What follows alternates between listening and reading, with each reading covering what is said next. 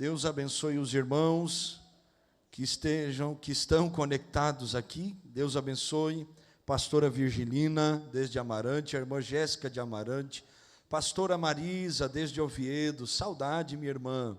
Que Deus te abençoe muito, viu? Venha nos visitar em nome de Jesus. Deus abençoe o irmão Marcelo Ramos. Deus abençoe a irmã Ana Pescara, a irmã Cecília, a irmã Olívia. Saudade, viu? Está aí o Binezinho, está no culto hoje, glória a Deus. Deus abençoe o evangelista Henrique. Deus abençoe a irmã Celoni, o Elias, o irmão Hilton que está aqui. Deus abençoe. Vem para o culto, irmão Hilton, vem para o culto, viu? Que dá tempo de sair do trabalho e vir, ô glória. Deus abençoe o irmão Hilton, que é uma bênção também.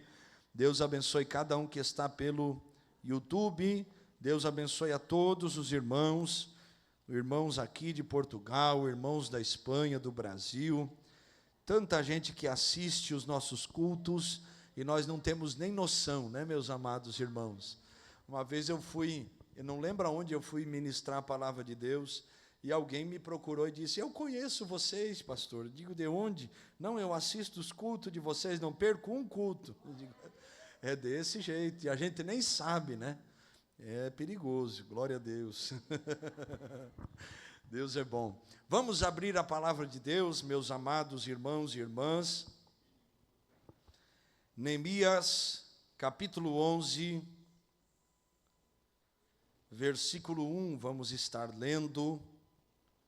Neemias, o capítulo 11 e o versículo de número 1, lembrando os irmãos que no domingo foram distribuídos vários nomes ali na entrada de jovens, dos jovens da nossa igreja, e foi pedido a nós que intercedêssemos por cada um. Eu tenho aqui o meu nome, o nome da irmã que eu estou orando, você tem o seu. Compre essa causa, ore, adote um jovem em oração, e nós vamos estar orando pelos nossos jovens, viu? Orando por eles, porque eles serão um instrumento poderoso nas mãos de Deus. E parabéns a toda a liderança pela iniciativa, em nome de Jesus. E nós vamos estar orando por cada um deles. E lembrando os irmãos que não encomendaram suas revistas da escola bíblica dominical, que peçam e paguem, né, presbítero Eudes, para que possa encomendar as revistas da escola bíblica. Você que ainda não pediu sua revista da classe dos adultos, dos jovens, dos adolescentes, dos juniores, de tantas classes que temos, peça a revista, ainda dá tempo nessa semana. Vamos nos organizar em nome de Jesus. O presbítero Eudes está aqui, a irmã Eloane, com a barriga daquele tamanho, está aqui também. Glória a Deus, vencendo o calor, mas na casa de Deus, aí, ó, servindo Jesus, glória a Deus. Fale com eles, levanta a mão assim, irmã Eloane, irmão Eudes, fale com eles ali, encomende sua revista, e vai ser uma benção, em nome de Jesus. Neemias capítulo 11, estamos falando sobre o tema lidando com as coisas espirituais.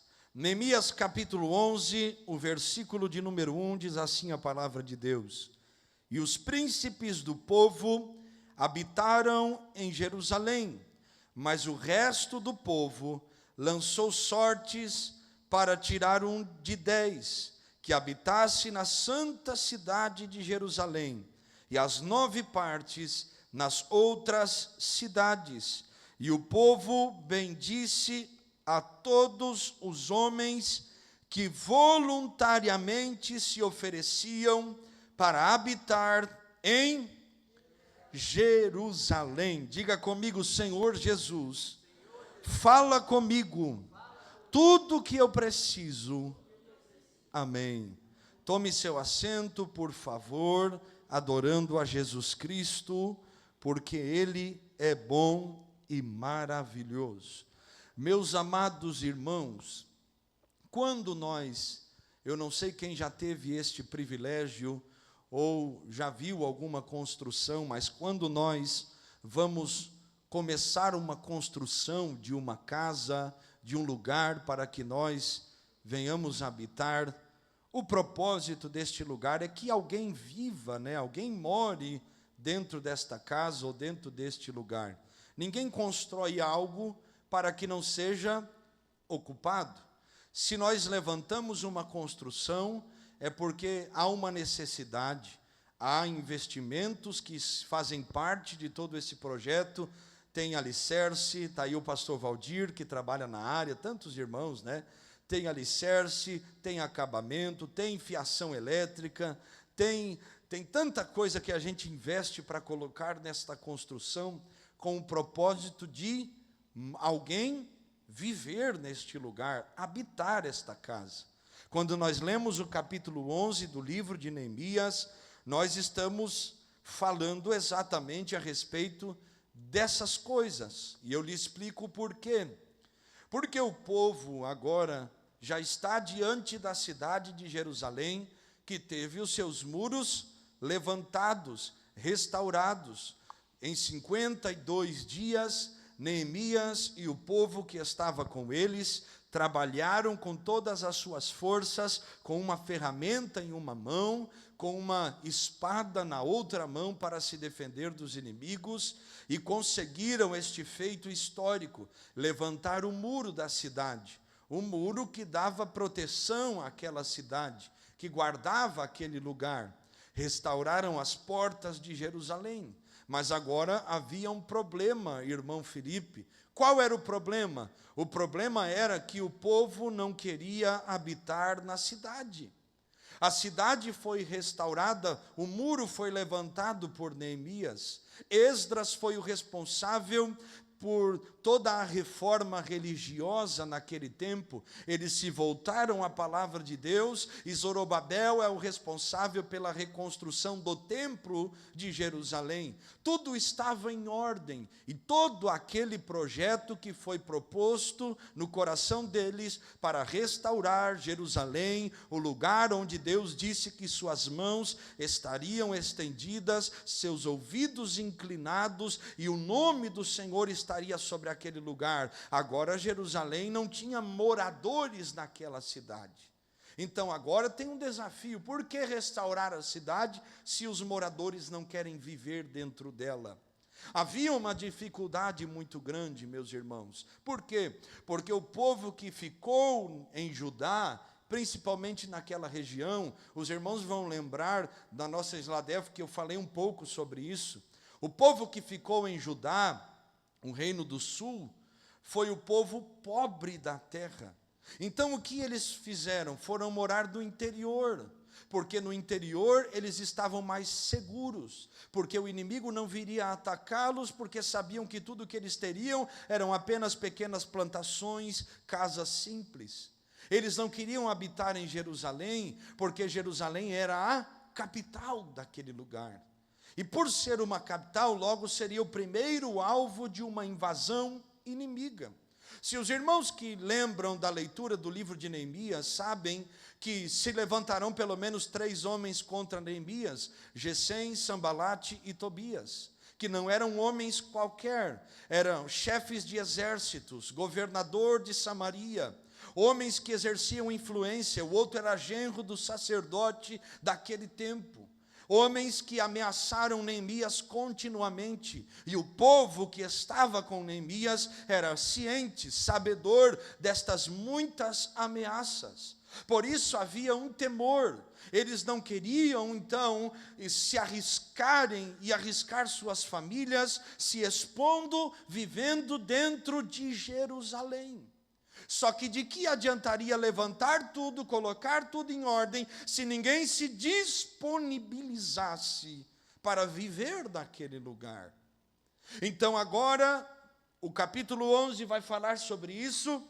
Eles vão fazer um sorteio, e aqui existem 2 grupos.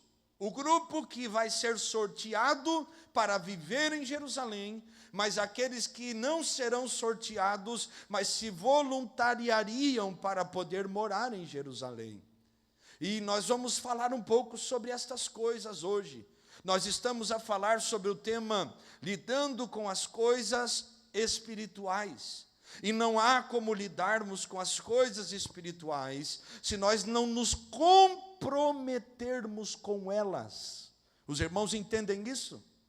Então, há uma obra, há um projeto, há um propósito, tudo está definido, Mas Deus não quer só levantar uma construção. Deus quer levantar homens e mulheres comprometidos com o propósito espiritual. Por isso eu lhe faço uma pergunta hoje: onde estão os comprometidos com as coisas espirituais? Porque a maior deficiência de Neemias capítulo 11 é essa: não queriam se comprometer com a causa. E nós vamos abordar um pouco sobre isso. Nós já aprendemos tantas coisas, não foram, meus amados irmãos? Nós já aprendemos sobre lidar com as coisas espirituais de forma correta, sobre o que é lidarmos com as coisas espirituais de forma errada. Nós já falamos sobre princípios para lidarmos com as coisas espirituais, falamos sobre a importância da palavra de Deus, falamos sobre o que é o temor nas coisas de Deus, falamos sobre temas tão importantes. Só que se nós não nos disponibilizarmos para isto, de nada servirá. Era como se o irmão Serafim pedisse a irmã Laodiceia em casamento, já casou, glória a Deus, não é? Mas ela dissesse que sim, mas nunca fosse lá no cartório, no notário, assinar os papéis. E aí a pergunta que fica nesse exemplo tão simples: de que serviria dizer que sim, se não haveria uma disponibilidade de ir até lá e firmar aquele casamento? Então os irmãos estão a entender sobre isso? Muitos de nós, meus amados irmãos, sabemos que fomos chamados por Deus. Muitos de nós, meus irmãos, sabemos que Deus tem um plano na nossa vida. Irmão João, Deus tem um propósito na vida de cada um de nós. Lembra da expressão que eu sempre falo aqui? É inconcebível nós imaginarmos um Deus que nos salva e não tem um plano na nossa vida. Ele nos salva e Ele tem um plano. E dentro deste plano, não há como nós vivermos de braços cruzados, dizendo: eu não quero viver o que o Senhor tem para mim. Porque se nós tomamos esta decisão, nós viveremos angustiados, com vazio na nossa alma, cheio de questões mal resolvidas. Então nós precisamos tomar uma decisão, nos disponibilizarmos para aquilo que Deus tem, nos disponibilizarmos para aquilo que Deus quer fazer. E Deus não quer fazer algo só através da vida do pastor, Deus quer fazer algo através da sua vida também. Deus não quer fazer algo através da vida de um obreiro apenas. Deus quer levantar você, meu irmão e minha irmã. Por quê? Porque nós temos a nossa Jerusalém.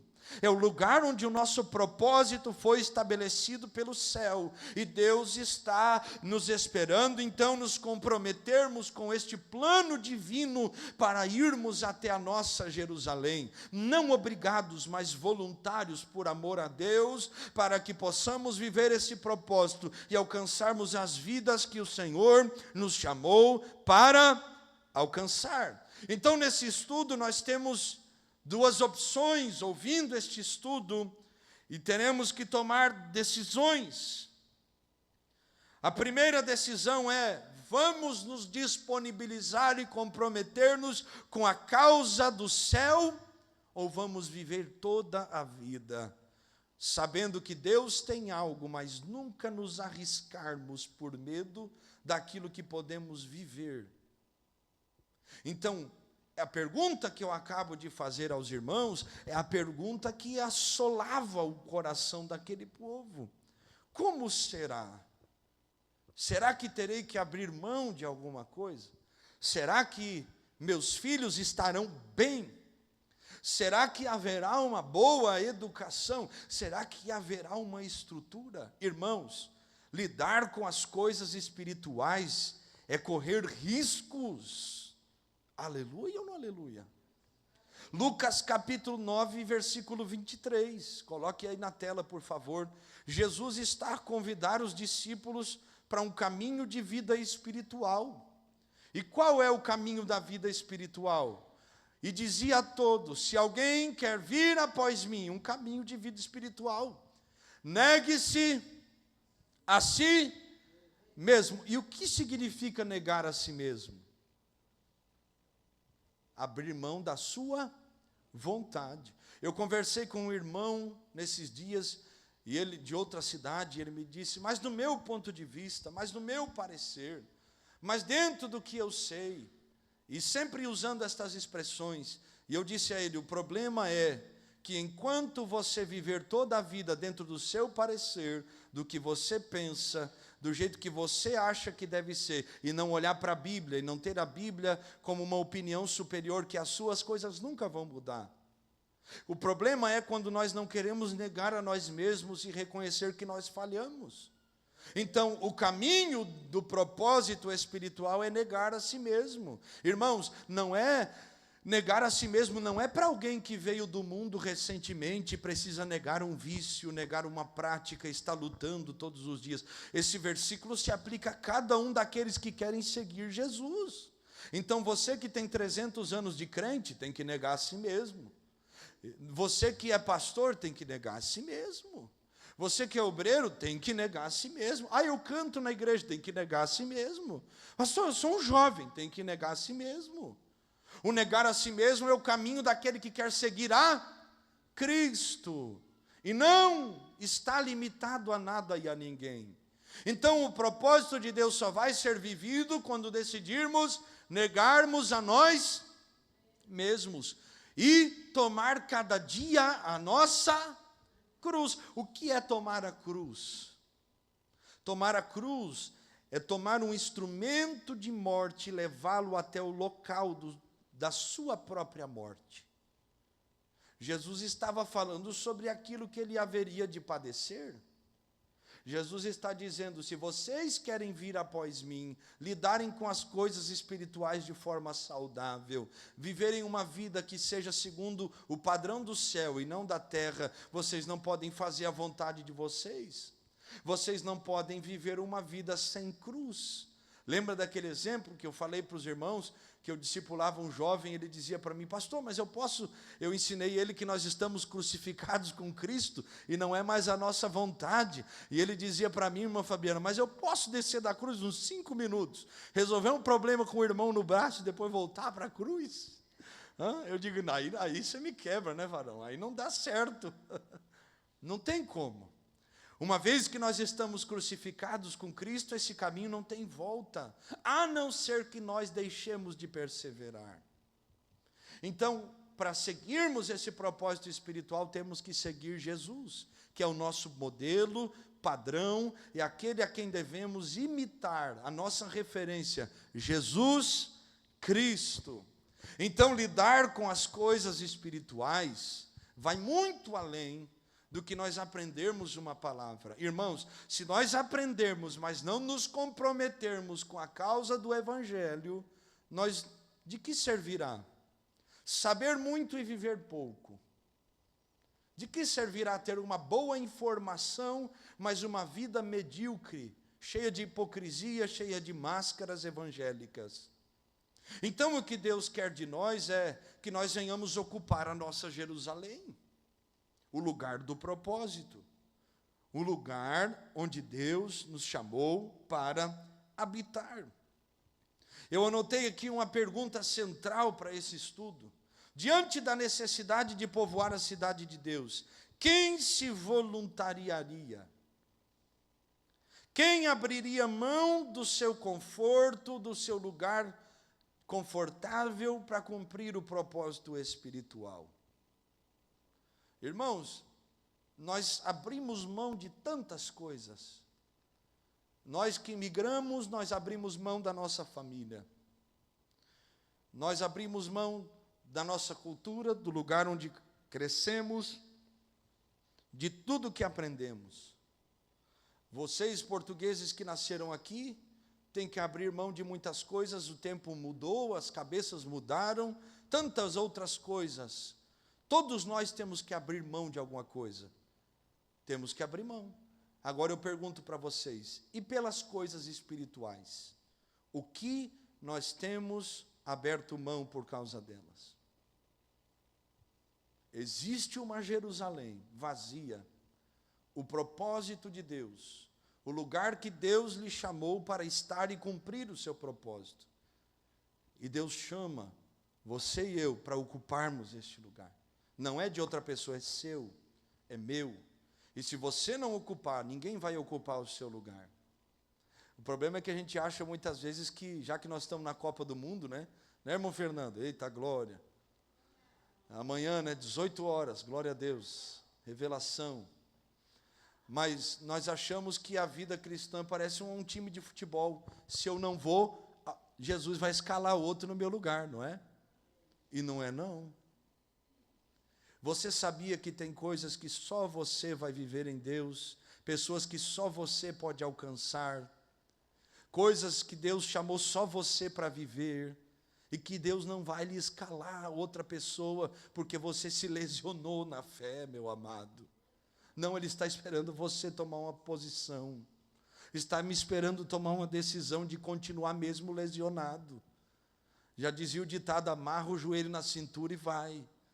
Então vai, nós temos que nos comprometer. Então, onde estão aqueles que se disponibilizam para viver o propósito espiritual? Assim como estava a acontecer naquele tempo e naqueles dias. Nós vamos aprender algumas coisas, e eu não quero demorar muito, nós temos oração daqui a pouco.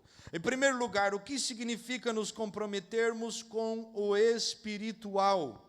Comprometer-se com o espiritual significa priorizar a habitação do centro da vontade de Deus. Deixar o conforto, deixar o comodismo, deixar o que me faz bem muitas vezes para atender à vontade do Senhor na minha vida. E não era exatamente o que o povo estava a precisar fazer, a decisão que eles precisavam tomar. Deixar o interior de Judá e migrarem para o centro. Então, viver, meus amados, uma vida comprometida com as coisas espirituais é abrir mão daquilo que nos parece vantajoso muitas vezes, para atendermos à vontade de Deus na nossa vida. Eu vou perguntar, você tem aberto mão daquilo que te acomoda para viver a vontade de Deus? Ou nós estamos sendo, eu não sei se existe essa palavra aqui, embalados pelo sono do comodismo, balançados pelo sono da minha vontade e não da vontade de Deus. A minha oração é que a vontade de Deus nos desperte, meus amados irmãos, para que nós possamos viver aquilo que Deus nos chamou para viver. Então, comprometer-se com o espiritual é priorizar o centro da vontade de Deus. Em segundo lugar, priorizar o espiritual é mudar o foco do visível para o invisível. Investir tempo, recursos e energias naquilo que o dinheiro não compra e aquilo que o tempo não destrói. O que é isso, meu Deus do céu? O que a Bíblia diz? Que nós devemos ajuntar tesouros no céu. Eu vou lhe perguntar, você e eu, nós que estamos aqui, estamos lutando para juntar mais tesouros no céu ou na terra?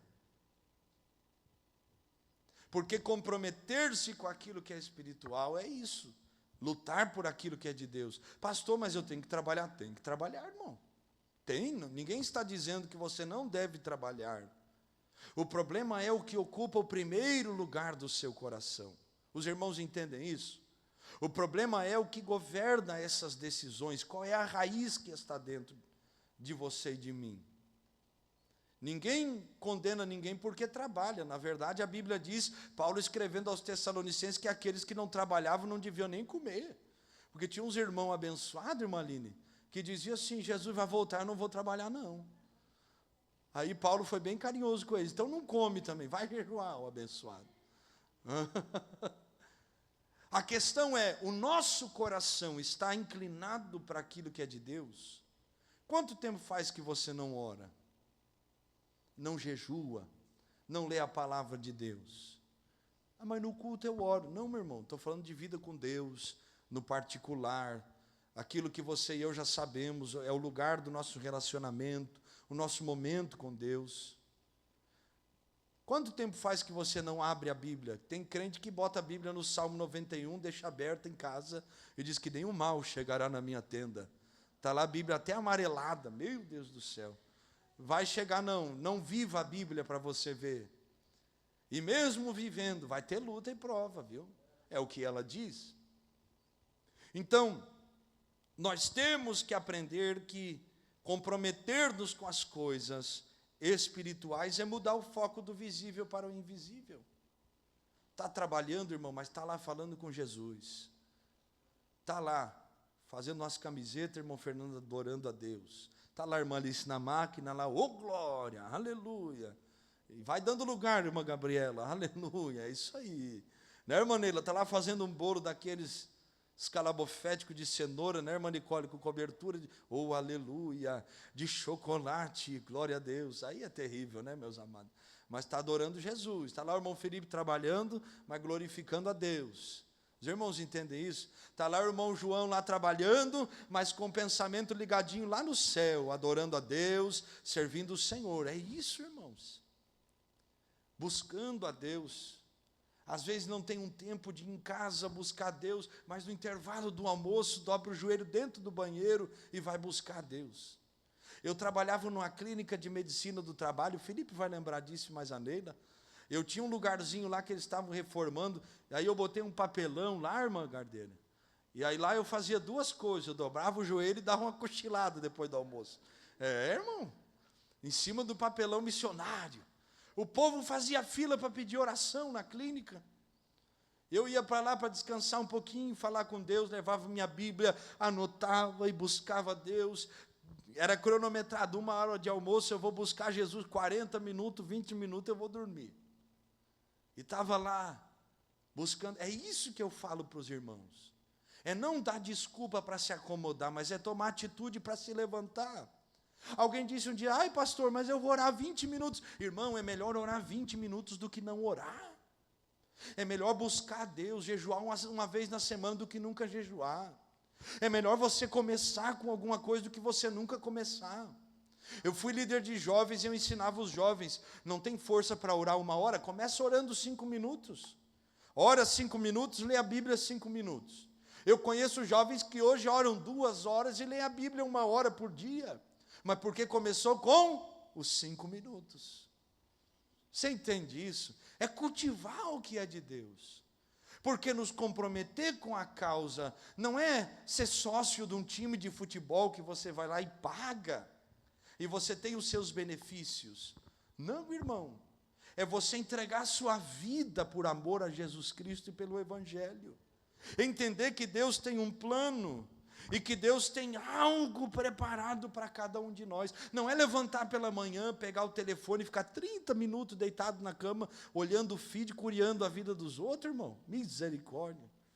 Mas é saber que os primeiros 15 minutos, segundo a psicologia, são os primeiros 15 minutos que vão definir como vai ser o nosso dia.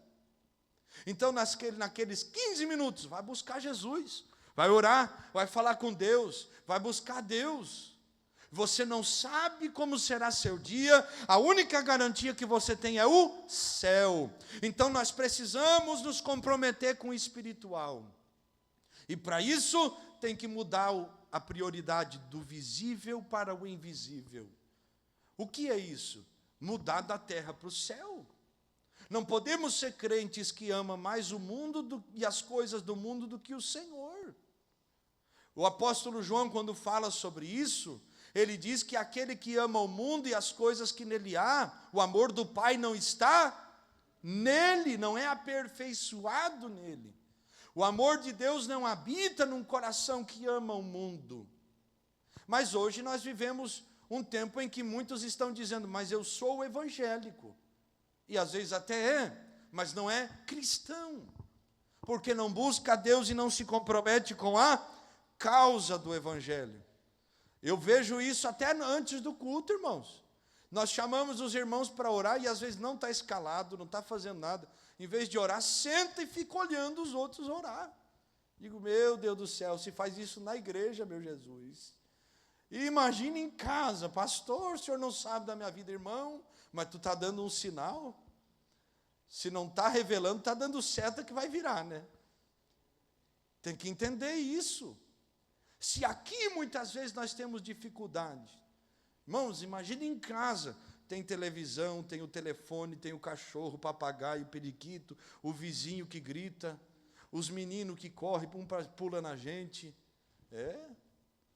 Quando o Zion era menorzinho, hoje ele entende. Eu ia ler a Bíblia, o Zion queria rasgar minha Bíblia, irmão. Aí eu comprei uma Bíblia para ele que nunca rasgava, e dei para ele brincar, para ele não rasgar a minha. Mas tem muitas distrações, e se nós não entendermos isso, nós vamos nos acomodar e vamos viver pelo visível. Só que Paulo, escrevendo aos Coríntios, segunda carta, capítulo 5, ele diz, nós não vivemos por vista, nós vivemos por fé. Quem vive por fé? Oh, glória a Deus. Então, o que é comprometer-se com as coisas espirituais? É assumir uma responsabilidade na obra coletiva do reino de Deus. O que é isso, meu Deus? É assumir sua responsabilidade no reino do Senhor Jesus Cristo. Dizer, eu fui chamado por Deus e eu quero viver o propósito de Deus. Eu fui chamado por Deus e eu quero viver o plano que Ele tem.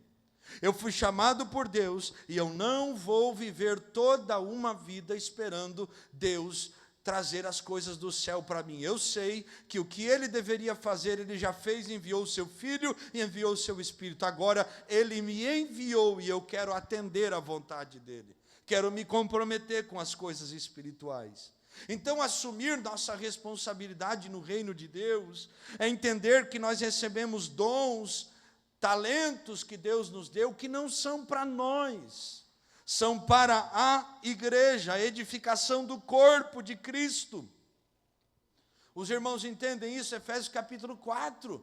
Deus distribuiu os dons, Deus distribuiu os ministérios para o aperfeiçoamento dos santos, até que todos cheguemos à estatura de varão perfeito. Então, os dons que Deus nos dá, os talentos que nós temos, eles não são nossos, não podem ser usados para benefício próprio, nem para glória humana. Tem que ser para a glória de Deus, irmãos. Tem que ser em benefício da igreja. O que Deus lhe deu, talvez não deu para outro, que o outro recebeu, talvez você não tenha, mas nós, usando aquilo que Deus nos deu, seremos resposta de Deus na vida de alguém que precisa. A pergunta é, você tem usado o que Deus lhe deu para abençoar e ajudar alguém? Porque tudo que Deus nos dá para aliviar a dor de alguém. Oh, meu Deus do céu. Será que tem alguém sofrendo porque você cruzou os braços e disse, eu não vou? Será que tem alguém padecendo porque você disse, eu não sou capaz, e esqueceu de quem é o capacitador? Será que tem alguém sofrendo porque você disse que lhe feriram, e esqueceu de que Jesus não tem culpa disso, e que Ele continua lhe chamando para viver a obra que Ele tem, e está esperando você se levantar para ser resposta na vida de alguém, e você não vai, porque diz que alguém lhe feriu? Irmãos, como foi a vida de nosso Senhor Jesus enquanto esteve nessa terra? Foi só coisa boa? Foi só vitória, irmão? Sim ou não? Não. Jesus foi para a cruz, irmão, e crucificaram Ele na cruz. Não açoitaram Jesus, não botaram uma coroa de espinhos, não pegaram um tecido vermelho e não colocaram sobre as feridas expostas de Jesus, e depois que o sangue seca, não puxaram aquilo, e não repartiram em partes, e não distribuíram aos soldados nos pés da cruz. Sabe o que é feridas que cicatrizaram, se abrirem de novo? Não furaram Jesus com uma lança na cruz, Ele não foi perseguido, humilhado, desprezado. Alguns estudiosos dizem que até urinaram em Jesus. Não pegaram vinagre que era usado para limpar os banheiros da época e não colocaram na boca de Jesus, meu irmão, na cruz, porque Ele disse, tenho sede. E nós achamos que cumprir o propósito de Deus vai ser muito fácil. Pastor, mas não sabe o que me falaram. Irmãos, e o que falaram para Jesus, irmãos? Pastor, tu não sabe o que fizeram comigo? Irmãos, Jesus não tem culpa disso. Aqueles que estão nos esperando não têm culpa do que fizeram conosco. Nós temos que aprender a usar todas as experiências boas e ruins e entendermos que tudo isso está nos ensinando algo. E vamos aprender o que não fazer com os demais e vamos viver o propósito de Deus. Porque nos comprometermos com aquilo que é espiritual é entender, Deus tem uma obra na minha vida e não é na do outro. Nós vivemos um tempo tão medíocre que nós queremos comparar o ministério que Deus nos deu com o ministério do outro. E não existe isso. Como é que a irmã Alice vai se comparar com a irmã Laodiceia? Cada uma tem uma característica, e Deus vai usar cada uma na sua área. Ah, mas a irmã é diferente. E como que ia ser igual, irmão? Não tem lógica, né? Os irmãos entendem isso? Então diga comigo, eu preciso. Não, mas diga com vontade, né, irmão? Meu Deus do céu, eu preciso assumir a minha responsabilidade. Isso, e saber que tudo que nós temos é para a glória de Deus. Vai adorar para a glória de Deus, vai pregar para a glória de Deus, vai evangelizar para a glória de Deus, vai tocar para a glória de Deus, vai servir na mídia para a glória de Deus, vai sentar no banco, receber os irmãos, vai fazer alguma coisa para Deus que seja para a glória de Deus, e não nossa, e não para nós. O que é nos comprometermos com a causa espiritual? É viver uma vida de consagração intencional. Depois, eu li o livro Heróis da Fé, de Orlando Boyer, fala sobre 20 homens que incendiaram o mundo. Eu li esse livro umas 7 vezes. Me constrangeu. Homens que consagraram suas vidas e suas famílias foram consagradas a Deus. E viveram avivamentos, e viveram experiências, e viveram o propósito de Deus, não porque eram extraordinários, não, mas porque viveram uma vida de consagração intencional. Eles entenderam que choveu não era dia de faltar culto, não. Eles entenderam que, meu Deus do céu, tem um sol tão bom, eu não vou na igreja hoje, não vou buscar Jesus, não. Não, eles iam buscar Deus igual. Era uma vida de disciplina. Se vocês lerem este livro, vocês vão perceber. Como no caso de John Wesley, era tão metódico, por isso fundou a igreja metodista. Tinha horário para orar, horário para fazer isso, horário para fazer aquilo. A disciplina na oração, nas coisas de Deus. Alguns marcavam o horário da oração e não falhavam todos os dias. Mas e nós? Estamos esperando sentir para orar. Irmão, essa carne velha, como diz o pastor Diego lá de Oviedo, não vai sentir nada. Não, irmão. Dá umas 3 da manhã, vai sentir alguma coisa. Vai sentir nada, vai sentir o ronco. Não é, irmão Fernando? O povo dormir com o irmão Fernando é prova, hein? Meu Jesus amado. Lembrei de uma viagem que nós fizemos aí, mas Jesus me livre e guarde. Deus tem que orar pela irmã Alice, viu, gente? Não foi tão bom, né? A folga, né, irmã Alice? Eita, Jesus. Nós temos que entender. A sua carne vai querer jejuar? Sim ou não? Não. Sua carne vai querer vir para o culto cansado, depois de um dia de calor intenso, debaixo de sol. Não, sua carne vai querer o quê? O açaí lá da irmã Milena. Meu irmão. Vou esticar minhas pernas, vou ficar em casa. Só que aí é que está. Quem tem uma vida de consagração intencional, não fica esperando as coisas, não vive por sentimento. E como isso é importante, por quê? Porque nós estamos vivendo um tempo em que essa geração está viciada em dopamina.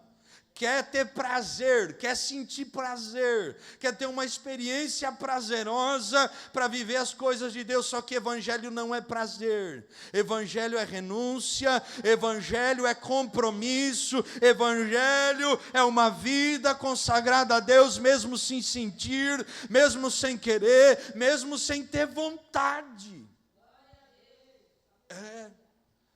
Tem vontade de vir para a escola bíblica, mas vem por quê? Porque quer Jesus. Tem vontade de vir orar no monte? Não, mas vem por quê? Porque sabe que depende de Deus. Tem alguém que depende de Deus aqui? Glória a Deus. Então, o que é ter uma vida disciplinada, de consagração intencional? É alguém que tem um plano de leitura bíblica, alguém que tem o horário da oração, alguém que se prepara para isso, mesmo nos dias de cansaço extremo ou viagens, mas tem um momento com Deus. Nós não temos um horário que nós levantamos todos os dias para irmos ao trabalho. Temos ou não temos? Sim. Não temos um horário para sair, para intervalo. Por que nós não temos um horário para buscar Deus? Os irmãos querem viver a filosofia do Zeca Pagodinho, né? Deixa a vida me levar, misericórdia, vai levar para o inferno. Se nós nunca vamos ter desejo de buscar Jesus, só que nós temos que buscar. E quando nós começarmos a viver uma vida de consagração intencional, aí a vontade vai começar. Aí o desejo vai voltar a surgir. Tem gente que diz, pastor, eu estou tão desanimado. Sim, mas deixou de vir na oração, deixou de perdoar, deixou de jejuar, deixou de ler a palavra de Deus, deixou conversa estranha entrar no coração, deixou de viver a palavra. Como é que não vai desanimar? Deixou o inimigo cirandar dentro de casa, como é que não vai desanimar? Tem uns que nem desanima, irmão, ele traz o desânimo para dentro de casa e contamina a família ainda. Como é que não desanima? Não tem uma vida com Deus. E aí chega a dizer, mas eu não tenho força, irmãos. Quem é forte aqui, diga amém. Ninguém é forte. A questão é, você é consciente do quanto você depende de Deus? Você é consciente do quanto Deus é importante na sua vida? Que Ele não é mais alguém, mas Ele é o alguém? Que Ele deve ser tudo para nós? Então, viver comprometido com a causa espiritual é exatamente isso. E eu vou deixar o resto do estudo para a próxima terça-feira, e nós vamos dar continuidade a esse estudo. Então, hoje nós aprendemos, meus amados irmãos, que Deus tem uma Jerusalém para nós, e que nós devemos atender esse convite. Não precisa de sorteio, precisa alguém dizer, eis-me aqui, Senhor, eu quero viver o propósito que o Senhor tem, eu quero me comprometer com a causa espiritual. Vamos orar juntos? Vamos, fique de pé então em nome de Jesus. Se você pode, coloque sua mão no seu coração. Eu quero pedir a você que ore com sinceridade e diga para Deus, Senhor, eu quero ser comprometido com a causa. Senhor, eu quero viver um propósito espiritual. Diga para Deus, eu quero, Senhor, eu quero alcançar a minha Jerusalém. Diga para Deus, eu quero deixar o interior, deixar o conforto da minha história, e eu quero viver o plano que o Senhor tem para mim, ainda que me custe, ainda que me faça abrir mão de alguma coisa. O que nós precisamos deixar para trás para vivermos o plano de Deus?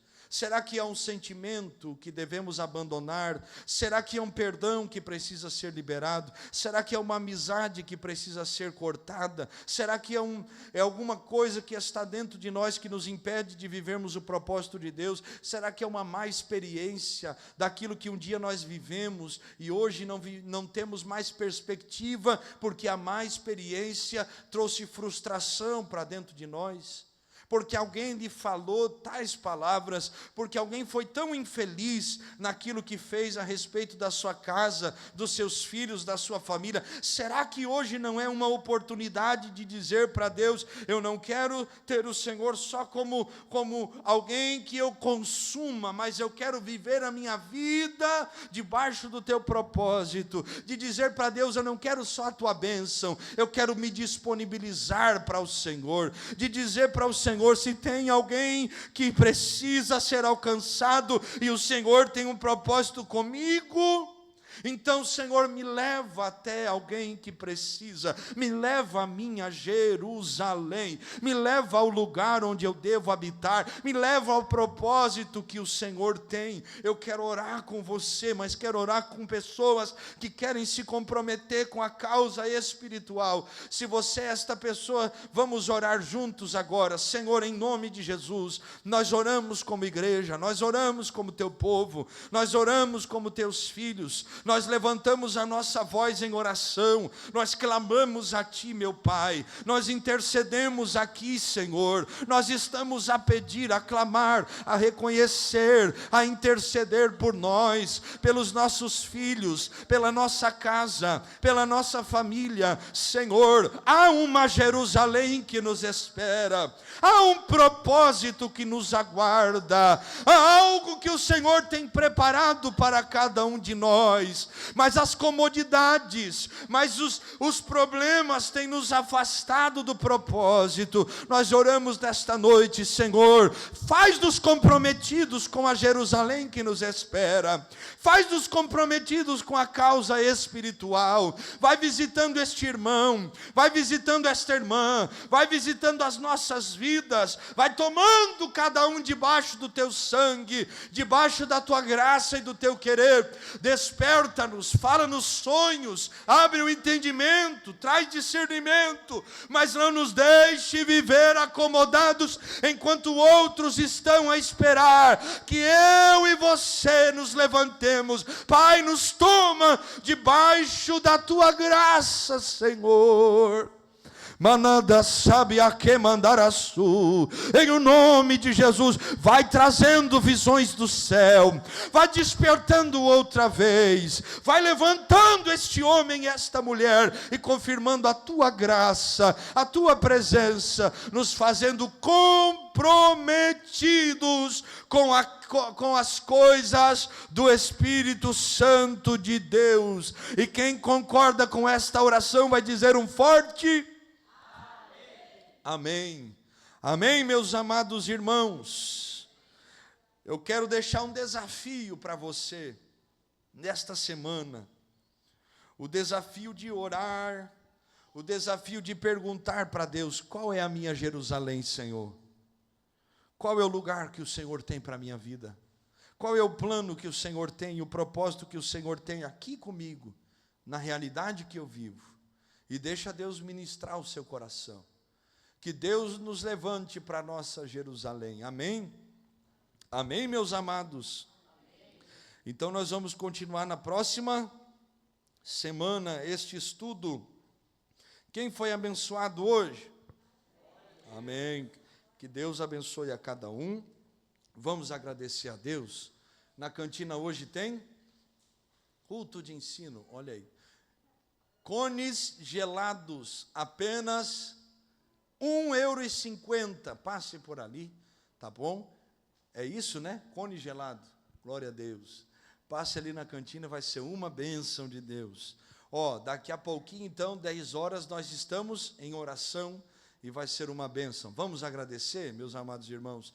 Pai, obrigado por esse culto, obrigado por tua presença, o teu querer em nós. Confirma as tuas obras em cada vida. Mais uma vez nós pedimos, desperta-nos para Jerusalém, que o Senhor tem para cada um de nós. Nos ajude a sermos comprometidos com as coisas espirituais. Toma-nos debaixo do teu sangue e da tua mão. Assim nós oramos, assim nós pedimos e te agradecemos em o nome de Jesus. Levante a tua mão direita aos céus, que o grande amor de Deus, o nosso Pai, a graça maravilhosa e salvadora de nosso Senhor Jesus e a presença viva do Espírito Santo de Deus sejam com todos que creem e recebem tudo o que foi ministrado. E quem assim crê e recebe, vai dar o amém mais forte de trofa. 1, 2, 3. Abrace o teu irmão, vá na graça e na paz. Que Deus abençoe a todos. uma ótima noite a cada um. Meu irmão internauta, que Deus lhe abençoe, que a presença de Deus esteja sobre a sua vida, e lembre-se, Deus tem um propósito, Deus tem um plano na sua vida, e Deus nos chama a nos comprometermos com isso. Que Deus lhe abençoe, e que você e eu possamos tomar esta decisão de estarmos comprometidos com as coisas de Deus. Obrigado por estar conosco, paz do Senhor Jesus.